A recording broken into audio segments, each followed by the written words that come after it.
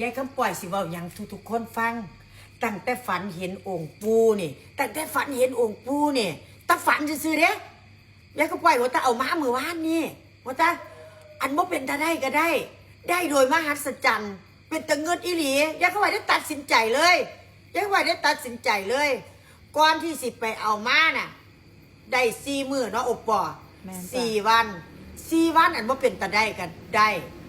บ่เป็นตาได้ก็ได้เป็นก้อนพร้อมเรื่องมันยังก็ปล่อยแล้วมาทบทวนเบิ่งเอามันแมนนี่มันเบาอีหลีว่านี่มันแมนแกก็ปล่อยเรื่อยไปเอามาสันนี้เดี๋ยวนี้วันที่16แกก็ปล่อยกับรุ่นอยู่ได้ว่าสิเป็นจังไดถามว่ารุ่นไปพร้อมๆกันเด้อน้องอบปอ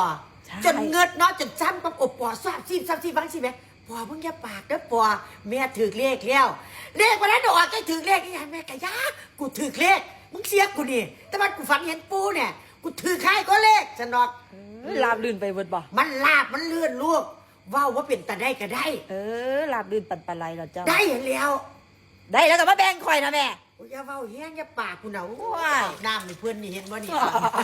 เอารูปค่ำๆตัวเนาะเอายายที่กับบนอนนี่ตี 2 ตี 3เลยว่าแม่น2 3 ทุ่มเนี่ยพี่ดักตี 2 ตี 3เพิ่นยังบ่นอนเพิ่นภูมิใจหลายโอ้ยสาธุเด้อสาธุว่าอาบน้ำให้ปูตัวลูกเอามาแล้วกับบ่ทันได้มีเวลา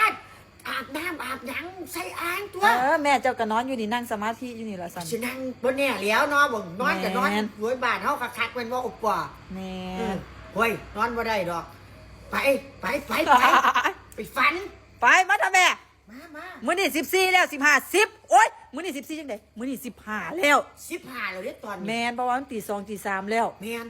อีกไม่ได้อีกมื้อนึงมาเด้อแม่มานอนมาหลับมานอนมาฝันมาฝืนไปก่อนรถสิอาบน้ำจะข้าวก่อนโอ๊ยไปนอนก่อนดอกนึกว่าผีหลอกยายนี่บ่หลับบ่นอนไปอาบน้ำได้เรียบมาเด้อแม่ไป